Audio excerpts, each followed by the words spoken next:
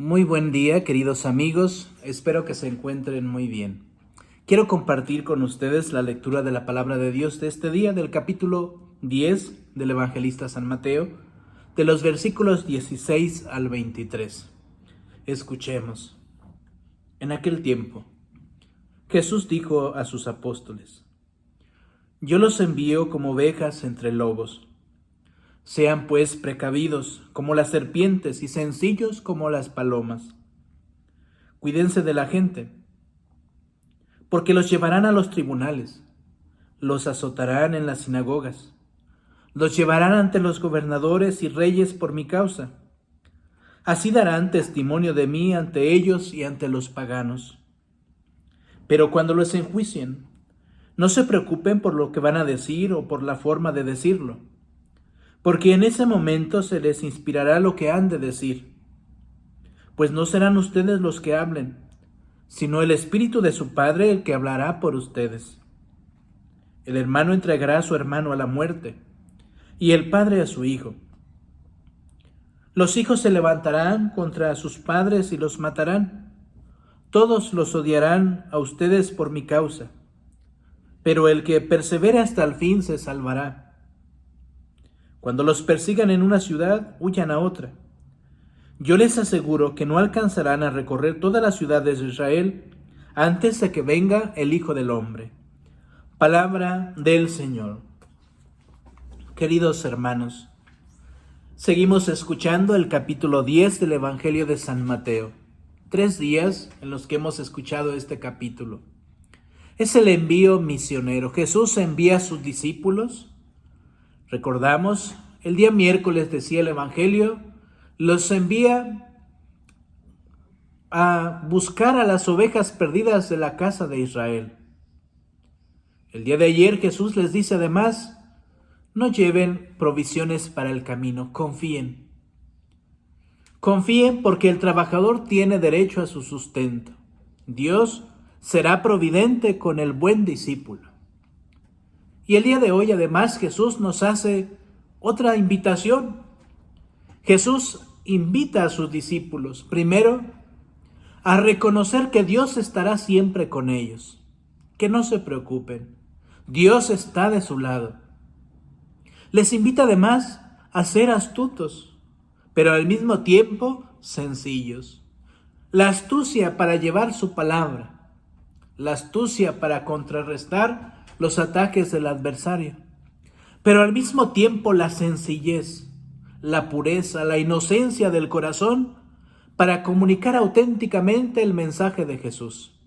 Jesús les invita a confiar, a perseverar, a mantenerse firmes en la fe. Pues el día de hoy, queridos hermanos, que escuchamos esta palabra, pidamos a Dios que cada uno de nosotros, creyentes de este tiempo, Dios nos conceda la gracia de la fe y que la fe nos lleve a la confianza, que aprendamos a confiar, a depositar en Dios nuestra confianza, que no nos apropiemos de las cosas del mundo, que no desconfiemos de su poder, que no terminemos por aferrarnos de una manera enfermiza a los poderes y a las cosas de este mundo, que Dios va de nuestro lado. Dice Jesús al final de este evangelio, vayan a todo el mundo.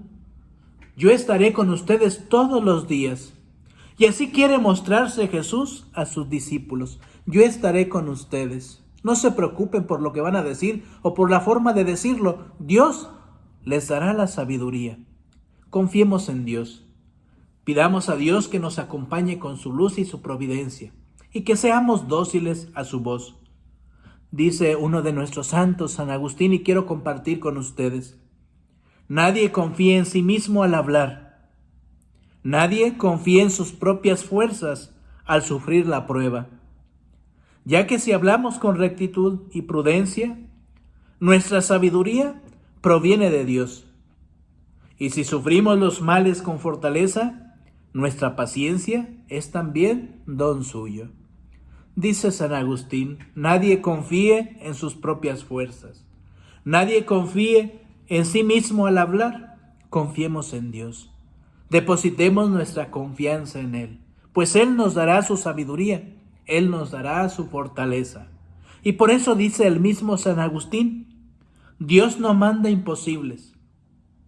Dios no le manda imposible a sus discípulos, sino que al mandar, avisa que hagas lo que puedas y pidas lo que no puedas y ayuda para que puedas. Y así es el Señor con nosotros, no nos pide imposibles, nos invita a hacer lo que podamos, nos ayuda para lograr aquello que no podemos. Pedimos a Dios su gracia y su misericordia.